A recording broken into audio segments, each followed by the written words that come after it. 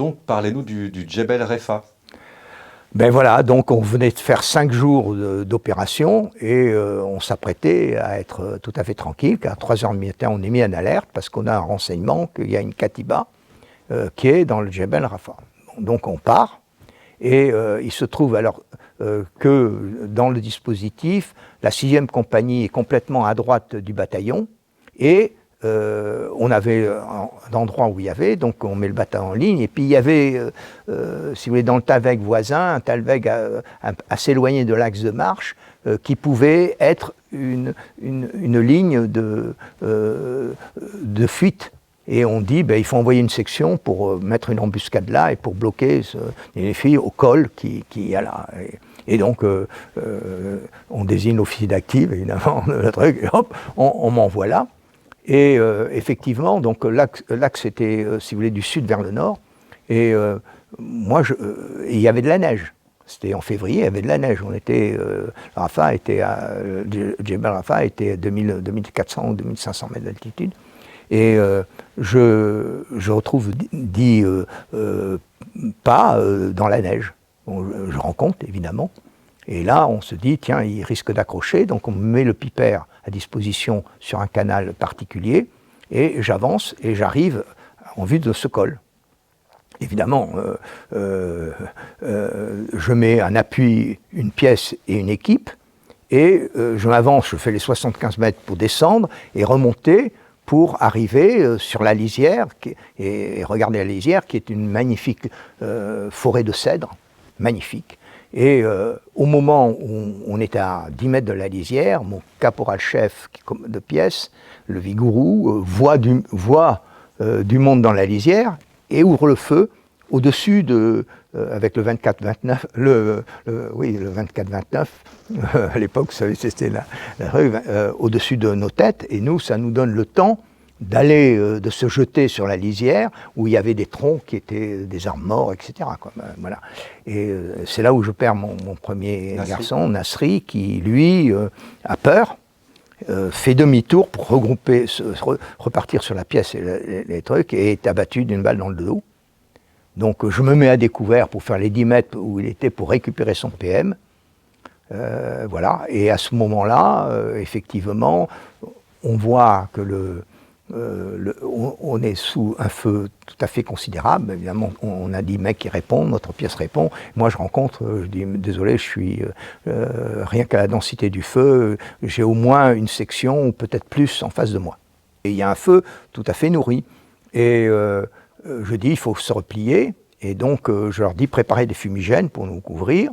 Et à ce moment-là, le chef de section de la FERCA qui est en face de nous décide de nous donner l'assaut, puisqu'on est 10 et lui il doit être 25 ou 30 là, de nous donner l'assaut. Et donc ça commence à tirer, et les fumigènes ne font juste que démarrer.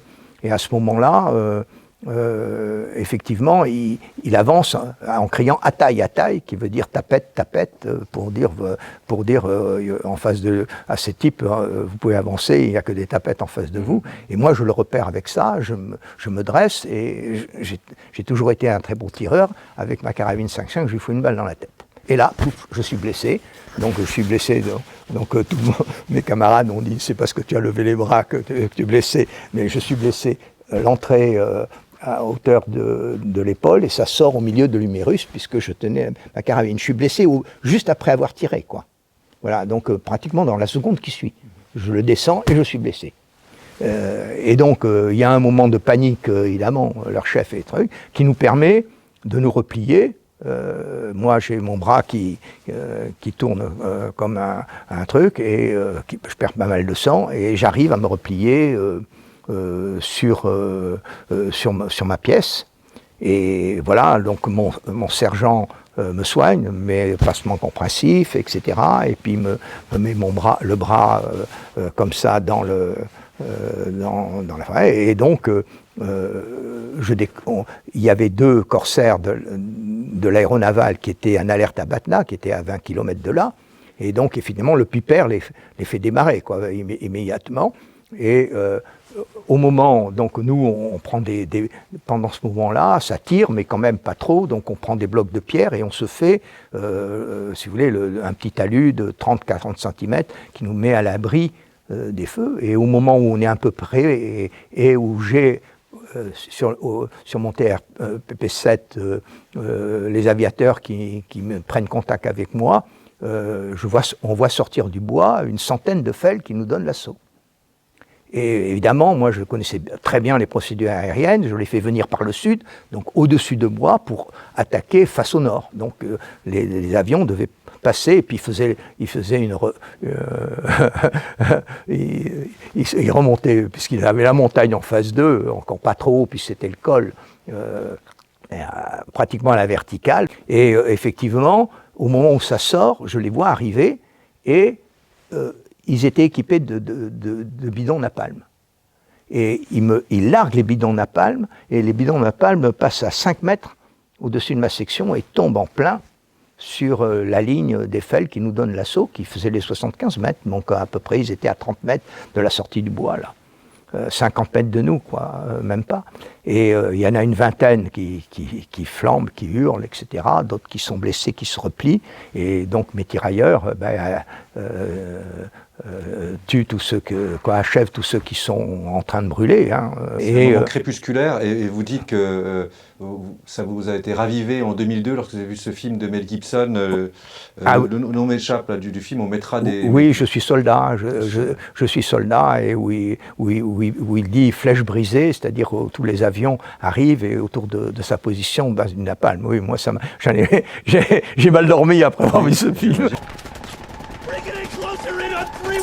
Degrees and 050 meters. Charlie, correct, son of a bitch! Call the point down! Get down!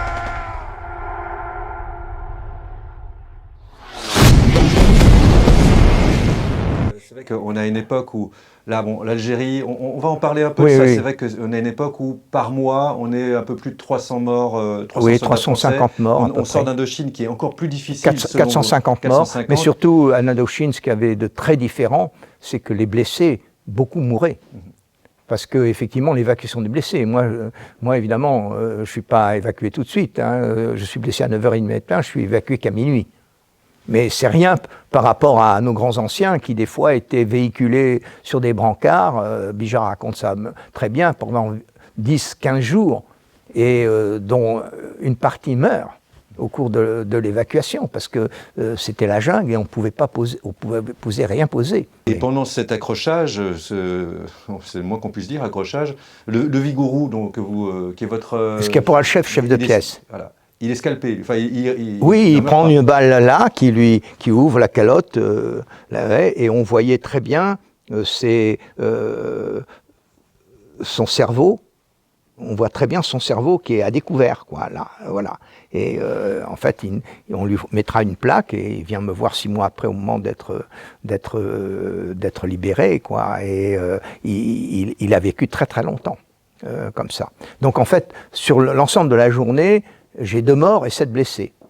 Donc, Nasri, premier mort. Premier mort. Parce que coup de panique. Et, oui. Et le second mort. C'est Achnaoui. C'est Achnaoui. Alors, c'est au moment. Je subis un deuxième assaut, c'est-à-dire au moment alors, le Piper s'approche trop et se fait toucher le moteur. Donc, il fait un grand virage sur l'aile et il repart vers Batna en vol plané qui est à 20 km. Il était à 3000 mètres d'altitude, donc si vous voulez, il fait ses 20 km tranquille, il se pose sur l'aéroport de Batna. Et donc la relève ne se fait plus par le Piper, se fait par les corsaires entre eux, et ça prend plus de temps. Et les fels comprennent, et à un moment entre de relève de corsaires, ils comprennent ce truc-là, ils me lancent l'assaut au moment où je n'ai plus d'appui. Rien. Mais heureusement, le bataillon avait manœuvré entre-temps, et donc il y en avait une partie de la Katiba était face au bataillon, et j'en ai qu'une quarantaine, vous voyez, ou peut-être un peu moins, qui sortent des trucs. Et donc nous, on fait feu, et les derniers meurent à 2 mètres de notre position, quoi, les derniers. Et Achnaoui, voilà, c'est le patron de la Katiba qui est arrivé à 2 mètres de notre position, avait une montre à nord.